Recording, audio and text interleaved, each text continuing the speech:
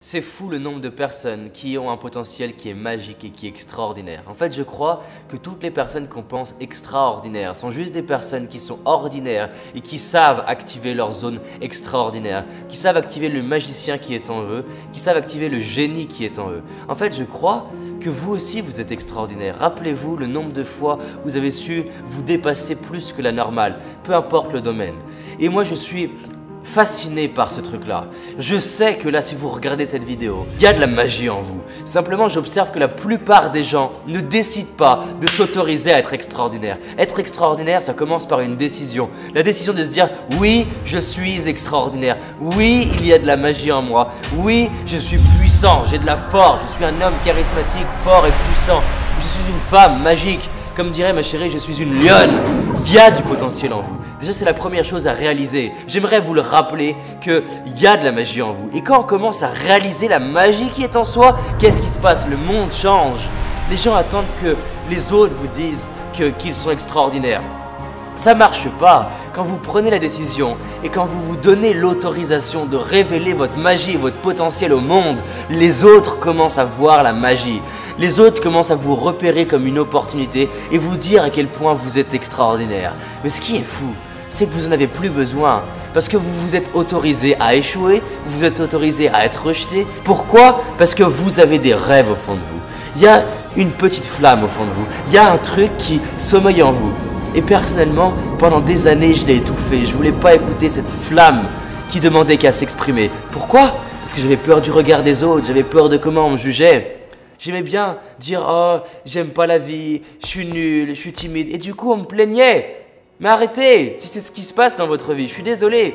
Les excuses, c'est de la merde. Pourquoi? Non, il n'y a pas d'excuses. Si vous n'avez pas la vie que vous voulez, c'est juste que vous avez décidé. Personnellement, la merde de ma vie, c'est moi qui la crée. Aujourd'hui, je suis fier de dire que la magie de ma vie, c'est moi qui la crée. La magie de votre vie, c'est vous qui la créez aujourd'hui. Vous pouvez être fier de vous. Vous pouvez mettre les pieds sur le sol et sentir que vous avez de quoi être fier. J'ai commencé à être courageux. Le courage, c'est de passer à l'action, peu importe que j'ai peur ou non. C'est de dire j'ai peur, mais je le fais quand même. Et je sais qu'au fond de vous, il y a du courage. S'il s'agissait de la vie de vos enfants, est-ce que vous seriez capable de faire plus? S'il s'agissait de votre vie, est-ce que vous seriez capable de faire plus que d'habitude? Si oui, c'est qu'il y a de l'espoir. L'espoir, c'est de se dire il y a une petite lumière au fond du tunnel. Je peux créer davantage dans ma vie. Je sais aussi qu'il se passe quelque chose en vous. Il y a un pouvoir créateur. Il y a un pouvoir d'imagination. Est-ce qu'il n'y a pas des fois où vous vous êtes dit « je pourrais faire ça, je pourrais créer ça, je pourrais dire ça, je pourrais imaginer ça » mais il y avait une voix critique qui vous disait « non, tu peux pas réaliser ça, tu mérites pas ça ». Qu'est-ce qui se passerait si aujourd'hui vous commenciez à vous autoriser à écouter cette voix, autoriser à écouter cette imagination?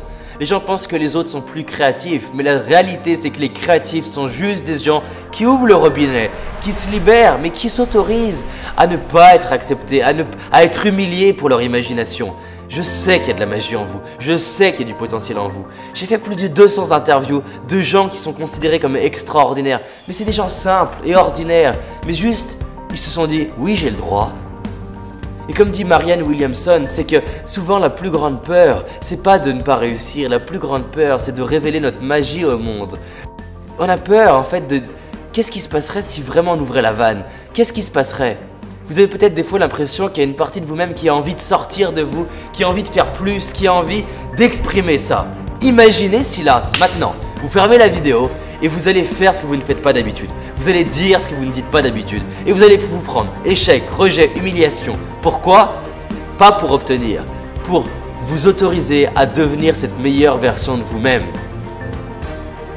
Parce que l'imagination, c'est ça. L'imagination, c'est vous autoriser à faire ce que les autres n'ont pas fait. C'est vous autoriser à voir ce que vous ne voyez pas d'habitude. Et vous allez commencer à imaginer, à évoluer. Évoluer, c'est quoi? Évoluer, c'est prendre le chaos qui arrive et créer de l'ordre.